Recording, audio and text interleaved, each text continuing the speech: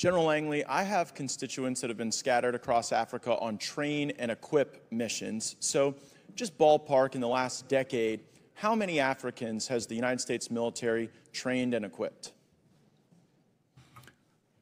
Congressman, I don't have that figure. I can get that figure for you. Ballpark, just, how many? Congressman, it would be a wild guess right now. Seems like something we should know, right? Over the years, we have trained a substantial number, especially in the Gulf of Guinea states, including like more than 10,000? It is more than 10,000. More than 50,000? I'd say we're reaching around 50,000 at least. And what percentage of the people we've trained end up participating in insurrections or coups against their own government? Very small number, Congressman. Very small number. So what percentage do you think? I'd say probably less than 1%. But it does happen. The IMET program is in force, and we've pushed a significant number through our schools across the and what data sets do you track to arrive at the conclusion that less than 1% of the roughly 50,000 that we've trained have participated in coups? Because it'd be like about 500, about 1% of 50,000. Congressman, you may have that information. I don't at this time, but I know. Well, I know there are some, right? Like go ahead and throw up that image. This is Colonel Mamadi Doumbouya. And this is a photo of him. Did we train and equip him?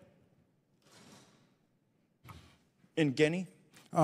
By name, I cannot identify that. Well, that guy in the middle with the big red hat, Colonel Mamadi Doumbouya, that's him with a bunch of U.S. service members outside of our embassy.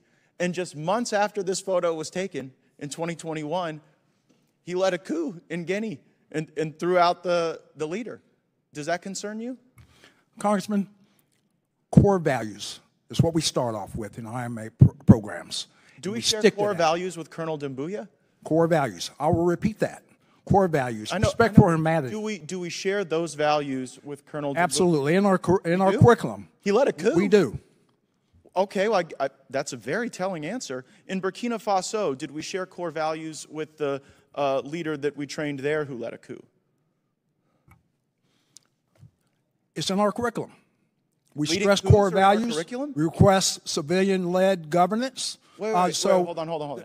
Is leading coups in our curriculum? Absolutely not. So civilian-led. My question is, do we share core values with the coup leader in Burkina Faso who we trained? Holistically, we teach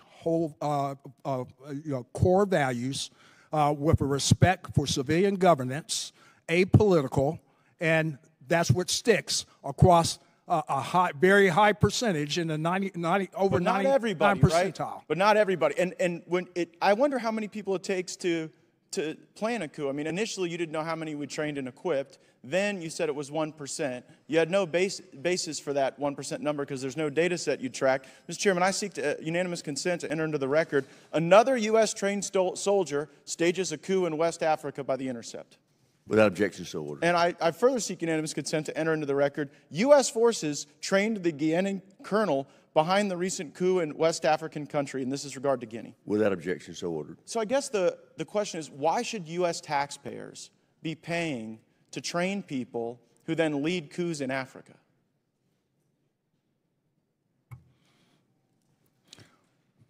Congressman, our curriculum harvests core values and also to be able to embolden these countries for a representative democracy. But General, that democracy isn't what emerges. The problem is, I know you may have great confidence in what you're teaching, but when two governments have been overthrown, I guess how many governments have to be overthrown by people we train before you sort of get the message that our core values might not be sticking with everyone? Is it 5 countries? 10? We'll continue with our persistence in assuring but do you think it's that working? they harbor democratic norms, democratic values. Just a moment ago, you said we shared core values with Colonel Doumbouya. You said that just moments ago in response to my question, and his core value seems to be leading a coup. So I don't think it's stuck. I think we should at least know how many countries we train the coup plotters in. How many is too many? Because clearly 2 is not too many, and I think we could use our resources far more effectively than doing this.